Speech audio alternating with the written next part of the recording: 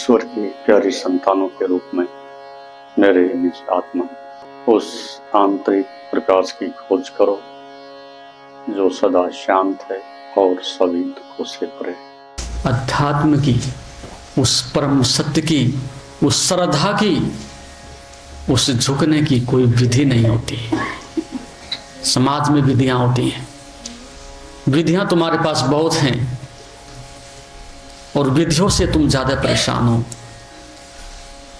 वह औषधि ही तुम्हारे लिए जहर बन गई जिसको तुम खा रहे हो, वही तुम्हारी बीमारी का कारण है। हर बात विधियां, विधि और विधि पर विधि आप इकट्ठे करते चले जाते हो, लेकिन अध्यात्म में कोई विधि काम नहीं देती। अध्यात्म में तो तुम्हारी श्रद्धा चाहिए, तुम्हारा समर्पण चाहिए, तुम्हारा प्रेम चाहिए, और समस्त विधियों की विधियां उसमें आकर के समाहित हो जाती हैं। फिर कोई विधि शेष नहीं रहती। सत्य की कोई विधि नहीं होती। संसार में विधियां काम करती हैं। तो चुनाव, इसलिए तुम गुरु के पास आते हो कि तुम्हारा चुनाव हो गया है, तुम्हारा मार्ग निश्चित हो गया है, तय हो गया है, और इस प्रेम की राह पर तुमने चलना है और गुरु की मंजिल तक पहुंचना है। धीरे धीरे तुम चलते जाते हो और पहले कदम पर यदि तुम्हें ठंडक मिलती है, पहले कदम पर तुम्हारी थोड़ी आंख खुलती है, पहले कदम पर तुम्हारे हृदय में थोड़ी गुदगुदाहट होती है, तो समझना कि राह ठीक है। चलने का अर्थ भी यही है कि जो तुमने बताया वो निष्ठा से, प्रेम से, तत्परता से, अहरनिश से विचिन तेल धारावत लगातार कीमत चुकाते हुए करना भी पड़ेगा। बैठे बैठे कुछ ना हो सकेगा। जो बताया है दांव पर लगा देना है, सब कुछ रात और दिन एक कर देनी है। और मैं कहता हूं पहले क्षण से घटना घटने लगती है। पहली क्षण से तुम्हारी परिधि से खिसक करके केंद्र की ओर यात्रा बढ़ने लगती है। ऐसा ना हो, ये कभी आज तक मैंने देखा नहीं है। तुम सच्चे हृदय से, श्रद्धा से द्वार पर दस्तक दो और वो ना खुले, ऐसा कदापि होता नहीं। यदि नहीं खुलते तो अपने ऊपर संदेह करना, शायद मैंने गलत जगह दस्तक दी है। तुम्हारी श्रद्धा द्वार खुलती है तो गुरु एक चुनाव तुम्हारे लिए बन जाता है और आप निश्चिंत हो जाते हैं। अब 10 दिशाओं में नहीं भाग सकते। ये शक्ति का बिखराव, 10 दिशाओं में दौड़ना तुम्हारी अराजकता, दुख का कारण बनता है। तो जब सारी ऊर्जा एक दिशा में केंद्रित हो जाती है, इकट्ठी हो जाती है, तो स्रोत चाहे छोटा हो, लेकिन यदि बराबर बहता रहता है तो सागर तक पहुंच जाता है। और स्रोत कितना भी बड़ा हो, यदि हम उसको 1000 भागों में विभक्त कर देते हैं तो धीरे धीरे रेगिस्तान में, मरुस्थल में समाप्त हो जाता है। तो तुम्हारा वैराग और श्रद्धा आपको वहां ले जाने के लिए, उस द्वार में प्रवेश कराने के लिए बराबर अहरनिश आपको प्रेरित करती है। तो एक जगह लिखा है, गुरु बिन दाता कोई नहीं, गुरु बिन दाता कोई नहीं, सब जग मांगन हारा। क्या मतलब हुआ? गुरु बिन दाता कोई नहीं, गुरु का मतलब क्या हुआ?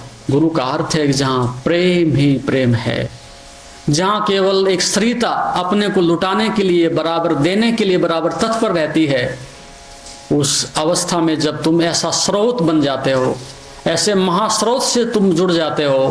क्योंकि मनुष्य का मन एक ऐसा मन है कि जैसे कुल्हड़ को लेकर के तुम समुद्र के सामने खड़े हो जाओ, उसमें क्या भरिएगा, उसमें क्या आइएगा? जब तक कि तुम्हारा स्रोत उस महास्रोत से नहीं जुड़ जाता, उतने से पहले आप कभी दाता नहीं हो सकते, भिखारी ही होंगे।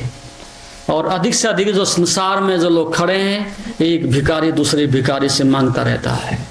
एक भिखारी अपना भिक्षा पात्र लेकर के दूसरे भिखारी के सामने खड़ा रहता है। जब तक तुम मन और बुद्धि से, संसार से, पदार्थ से जुड़े हुए हो, उतने तक तुम सब भिखारी ही रहोगे। जब तक कि तुम्हारा चेतना का स्रोत उस महास्रोत से नहीं जुड़ जाता, उतने से पहले तुम दाता नहीं हो सकते। क्योंकि तुम थोड़ा सा भी बांटोगे और चुक जाएगा, समाप्त हो जाएगा। लेकिन आनंद नहीं चुकता, प्रेम नहीं चुकता, श्रद्धा नहीं चुकती, अनंत और अनंत बढ़ती चली जाती है, तो दाता का वहां अर्थ ठीक से समझ लेना। यह भी एक बहुत बड़ी समस्या है अध्यात्म की जगत में। जब तुम किसी गुरु के पास जाते हो और दाता का नाम सुनते हो कि दाता है, तो तुम कभी तो नौकरी मांगने लगते हो, कभी तुम अच्छा सा मकान मांगने लगते हो, कभी तुम गाड़ी मांगने लगते हो, कभी हमारी बीमारी ठीक हो जाए ये मांगने लगते हो। उस दाता का तुम अर्थ नहीं समझे। शायद आप गलत जगह पहुंच गए हो। वो सब चीजें तो तुम्हारे पास पहले ही थी, छोटी थी, बड़ी थी, कम थी, अधिक थी, लेकिन वहां दाता का अर्थ ये नहीं है। वहां दाता का अर्थ है प्रेम। अनंत काल तक भी उतना ही मिलेगा, श्रद्धा, ज्ञान, लेकिन वहां पदार्थ नहीं, संसार नहीं। यदि आप संसार को मांगते हैं तो फिर आप गलत जगह चले गए, गलत मांग कर रहे हो। तो गुरु बिन दाता कोई नहीं, यानी कि उसका प्रेम और श्रद्धा अनंत काल तक बहती रहती है, इसलिए दाता है। बाकी तो संसार में जितने भी लोग हैं सब एक दूसरे के शरीर की मांग कर रहे हैं, पदार्थ की मांग कर रहे हैं, पद की मांग कर रहे हैं, वो सब भिखारी रहेंगे। 3 लोक ब्रह्मांड में सबके भरतारा, यानी कि सबके वही करता है। 3 लोक। 3 लोक का क्या अर्थ होता है? 3 लोक का अर्थ होता है जिसको ब्रह्मा, विष्णु और महेश आप कहते हैं। ब्रह्मा का अर्थ है जो सृजन करता है, विष्णु का अर्थ है कि जो सिस्टम बनाता है, पालन पोषण करता है, और महेश का अर्थ है कि जो सब को सिमेट करके पुनः शून्य में विलीन करा देता है, मृत्यु के रूप में सब समाप्त हो जाता है। तो गुरु के अंदर 3 विशेषताएं होती हैं। मृत्यु का द्वार क्या है वह भी जानता है, जीवन का द्वार क्या है वह भी जानता है, और वह अनंत की यात्रा क्या है, वह अस्तित्व क्या है यह भी जानता है। इसलिए हमने गुरु को ब्रह्मा, विष्णु और महेश कहा है। उस ब्रह्मा का अर्थ यही है अस्तित्व, अनंत, चेतना, ज्ञान, वो धारा बह रही है। ठीक विष्णु के रूप में पूरा सिस्टम साधना के रूप में, ऊर्जा के रूप में, जीवन का सृजन करने के रूप में बराबर वहां विद्यमान है। और मृत्यु में कैसे प्रवेश किया जाए, उसका कैसे अतिक्रमण किया जाए, उस प्रकार की उनके पास एक व्यवस्था है। और 3 आयाम को, 3 धाराओं को जानने के बाद ही शिष्य को गुरु के अंदर साक्षात पार ब्रह्म दिखाई पड़ता है, इसके पहले नहीं।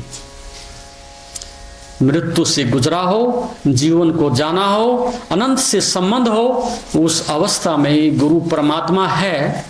वो तुम्हारी अनुभूति है, वो शब्द नहीं।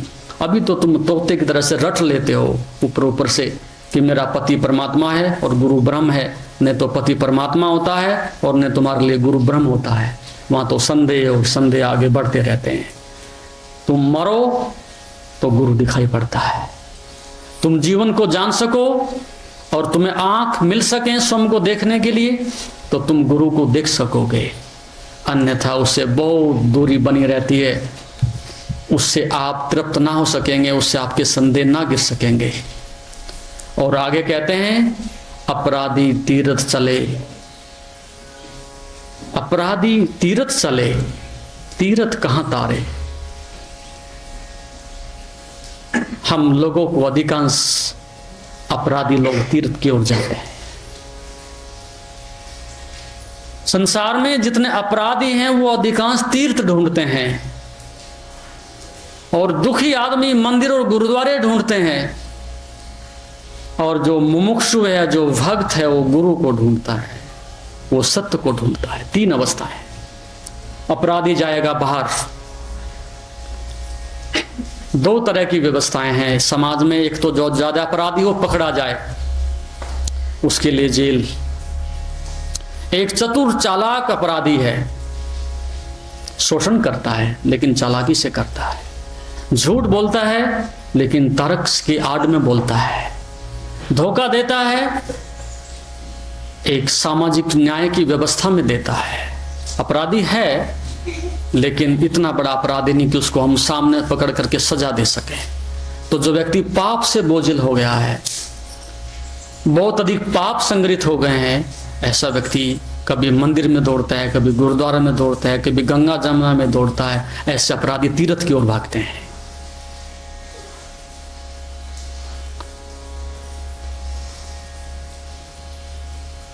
और दुखी आदमी और भक्त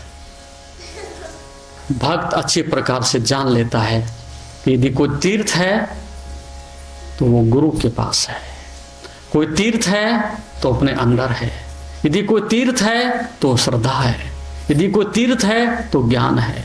उसमें स्नान करने के बाद ही हम मुक्त हो सकते हैं और कोई साधन नहीं है। तो जब कभी भी तीर्थ ढूंढना हो तो स्वयं को ढूंढना।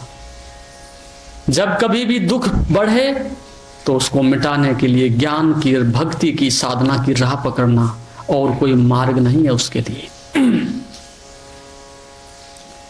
तो अपराधी तीर्थ चले, तीर्थ कहां तारे, काम क्रोध मल भरी रहे, काम क्रोध मल भरी रहे, कहां देह पखारे। जब तक आपके जीवन में काम और क्रोधों की बाढ़ आई हुई है और आप इस देह को सजाए बैठे हैं, अपने वेशभूषा को बदले बैठे हैं, उतने से पहले आप मत समझ लेना कि हम तीर्थ चले गए हैं, कि हम तृप्त हो गए हैं, कि हम अंदर से उस श्रद्धा को, उस ज्ञान को उपलब्ध हो गए हैं। ये कसौटी है साधक की।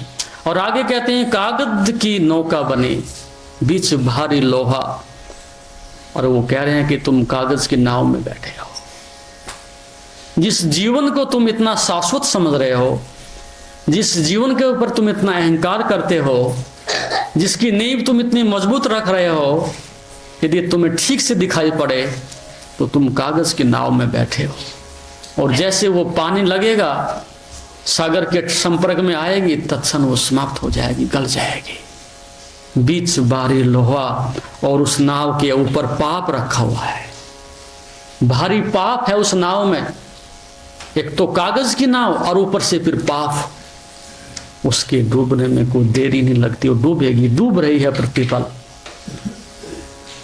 हम दूसरों की नाव में बैठने की कोशिश कर रहे हैं, उधार अपने पाप और उनके पाप सब संचित, ऐसे नाव डूबती है। संयम की साधना का अर्थ ही है कि तुम्हारे जीवन में एक भी छिद्र ना रहे। सब छिद्रों को बंद करने का नाम साधना है। तुम्हारे इंद्रियों के माध्यम से जो बहिर्मुखता है, तुम्हारे इंद्रियों के माध्यम से जो अज्ञानता बाहर प्रकट होती है, उस सब द्वारों को बंद करने का नाम साधना है। सत्य को पाने के लिए नहीं, सब द्वार बंद होते चले जाएं धीरे धीरे। उस अवस्था में नाव उस सागर की, उस ज्ञान की यात्रा पर निकल सकती है। और आगे कहते हैं शब्द भेद बूझे बिना डूबे सकल मझधारा। शब्द भेद, शब्द क्या होता है? जैसा कि मैंने कल कहा, शब्द और वेव्स अर्थात तरंगे, वैज्ञानिक जिसको इलेक्ट्रिक वेव्स कहता है, उसी को अध्यात्म जो है साउंड कहता है, अनाहत नाद कहता है। उस अनाहत नाद को जाने बिना ये सारा संसार डूब रहा है। उस मझधार में सब बहे जा रहे हैं। जब तक भी तुम उस अनाहत नाद को नहीं जान लेते, जब तक तुम कुंडलिनी के माध्यम से उस परम सत्य को अनुभव नहीं कर लेते, उतने से पहले तो डूबोगे, तैरने की कोई संभावना नहीं है। और कहे कबीर भ्रमत ढूंढो कहां। कहां ढूंढता है? भ्रम के वशीभूत होकर के। तुम्हारा भ्रम है कि मैं कहीं बाहर पा जाऊंगा, तुम्हारा भ्रम है कि मुझे संसार में मिल जाएगा, तुम्हारा भ्रम है कि मुझे दूसरों से उधार मिल जाएगा। संसार में सब कुछ तुम्हें उधार मिल सकता है, लेकिन अनुभव उधार नहीं मिलता, सत्य उधार नहीं मिलता। वो तुम्हारे अंदर है, तुम्हें उसे पाना ही होगा। कहां भरमत ढूंढत डोले, घट ही में बोले। तुम्हारे खट में ही है और कहीं बाहर नहीं है। तो इस प्रकार से इस साधक को उस तर्क से नहीं, श्रद्धा से अपने द्वार खोलने चाहिए। एक दूसरी बात, हंसता हुआ धर्म चाहिए, हंसता हुआ जीवन चाहिए। ये मुरझाए हुए लंबे लंबे चेहरे नहीं चाहिए। यदि अध्यात्म की यात्रा पर निकलना है, इस तरह से अहंकार से भरे हुए उदास और लंबे चेहरे, गंभीर चेहरे, वो यात्रा पूरी नहीं कर सकेंगे। बच्चे की जिंदगी देखो कितने नृत्य से और आनंद से, उत्सव से भरी है, इसलिए इतने जल्दी अपने विकास में, अपने जीवन में, जवानी में प्रवेश करता है। यदि बच्चा भी ऐसा लंबा सा चेहरा, उदास सा, खतरनाक सा चेहरा बना ले तो जवानी नहीं आएगी, सीधा बुढ़ापा आएगा। लगभग हमारे बच्चों के साथ ये होने लगा है। आप ये देख सकते हो, सीधे बुढ़ापा आता है, जवानी बीच में से समाप्त हो गई है। बच्चों को हमने इतना अहंकार केंद्रित बना दिया है, इतना महत्वाकांक्षी उनको बना दिया है, इतना इच्छाओं से उनको हमने भर दिया है कि बच्चे बूढ़े होने लगे हैं। तो जीवन उछलता हुआ, उत्सव करता हुआ, आनंदित होता हुआ, और वो तभी होगा चादर सपनों की सी लेने दो। यदि तुम सपनों की चादर को बंद कर दोगे, सपने बुनने बंद कर दोगे, बनाने बंद कर दोगे, तो ही आप आनंदित हो सकते हो, प्रसन्नचित हो सकते हो, अन्यथा आप नहीं हो सकते। एक तरफ तुम इच्छाओं के बीज बो और दूसरी तरफ तुम शांति की फसल काटना चाहो, ऐसा कदापि संभव नहीं। इच्छा के बीज बोओगे तो दुख की फसल काटनी पड़ेगी, और कोई उपाय नहीं है। तो आनंद से भरा हुआ जीवन, उत्साह से भरा हुआ जीवन आपका होना चाहिए। दूसरी बात, सामाजिक परंपराओं से मुक्त हो जाना चाहिए। समाज, ये भीड़, यदि तुम्हारे निर्णायक है, वही तुम्हारे सदगुरु हैं, उन्हीं के बताए हुए मार्ग पर तुम चलते हो, तो निश्चित रूप से तुम डूबोगे। तुम्हें तो स्वयं की मालिकियत को, स्वयं के विवेक को और ज्ञान को और स्वयं के मार्ग को ढूंढना होगा। भीड़ के भरोसे तुम आगे नहीं बढ़ सकते। और जो व्यक्ति सत्य को जानना चाहता है, उस व्यक्ति को दूसरों के ऊपर ज्यादा ध्यान नहीं देना चाहिए। यदि आप बहुत अधिक ध्यान देते हो तो आप अध्यात्म के जगत में प्रवेश नहीं कर सकेंगे। ऐसा हुआ, थोड़ी बात लंबी हो जाएगी। एक युवराज भारत में, जिसके मन में यह भाव था कि मैं इस देश को अपनी प्रतिभा से, ज्ञान से और अनुभव से आगे बढ़ाने के लिए अपना सर्वस्व जीवन न्यौछावर कर दूंगा, और उसके लिए मैं शादी भी नहीं करूंगा। जैसे कि भीष्म पितामह ने एक व्रत लिया कि मैं पूरे राष्ट्र की सेवा करूंगा और अपने बाप की कामना को भी पूरी करूंगा। तो युवराज ने यह संकल्प किया कि मैं देश के लिए अनंत समय तक, अंतिम समय तक बराबर काम आऊंगा। लेकिन उनकी प्रतिभा और सेवा को देख करके जो मंत्रिमंडल था, उसने निर्णय किया, कई बार आग्रह किया, आपसे आने वाली संतति राष्ट्र के लिए होनी ही चाहिए। तुम्हारा जीवन और तुम्हारा अनुभव आगे बढ़ सके, उसको आत्मसात करने के लिए संतति आगे होनी चाहिए। आपको निश्चित रूप से राष्ट्र के हित में हमारे निवेदन को स्वीकार करते हुए विवाह करना चाहिए, शादी करनी चाहिए। और युवक का राज ये था कि वो प्रतिदिन सायंकाल को एक दूर जंगल में जाता था भ्रमण करने के लिए। पत्तों से, फूस से बने वो जल रहे हैं, सब दुनिया जल रही है। तो अब आप लोग निर्णय करें, चुनाव करें, मंजिल पर बढ़ें, तारक से नहीं श्रद्धा के द्वार खोलें, और एक कदम जो शेष थोड़ा समय आपका बचा है, आप उसका उपयोग कर सकें, इससे पहले कि अनिष्टता के रूप में मृत्यु आपको अपने में समेट सके, उससे पहले आप जीवन के द्वार में प्रवेश कर सकें। ये मेरी प्रार्थना है। ओम हरिओम हरिओम। जैसा कि आप जानते हैं, शरीर को स्वस्थ और मन को शांत बनाने के लिए योग ही एकमात्र साधन है। जीवन को योगमय बनाने के लिए व योग दर्शन के मर्म को आत्मसात करने हेतु गुरुदेव के आशीर्वचनों को श्रवण करें। उनके द्वारा दिया गया मार्गदर्शन आपके जीवन में सकारात्मक बदलाव लाएगा। अगर आप पतंजलि योग दर्शन सीखना चाहते हैं और इस प्राचीन ज्ञान को अपने जीवन में शामिल करना चाहते हैं, तो हमसे संपर्क करें। हमारे योग सत्र न केवल आपके शरीर को स्वस्थ बनाएंगे, बल्कि आपके मन और आत्मा को भी संतुलित करेंगे। अधिक जानकारी के लिए हमें नीचे दिए गए विवरणों पर संपर्क करें। हमारे साथ इस योग यात्रा की शुरुआत करें और अपने जीवन को शांति और सकारात्मक ऊर्जा से भरें। धन्यवाद। आपका दिन शुभ हो। ओम नमस्ते।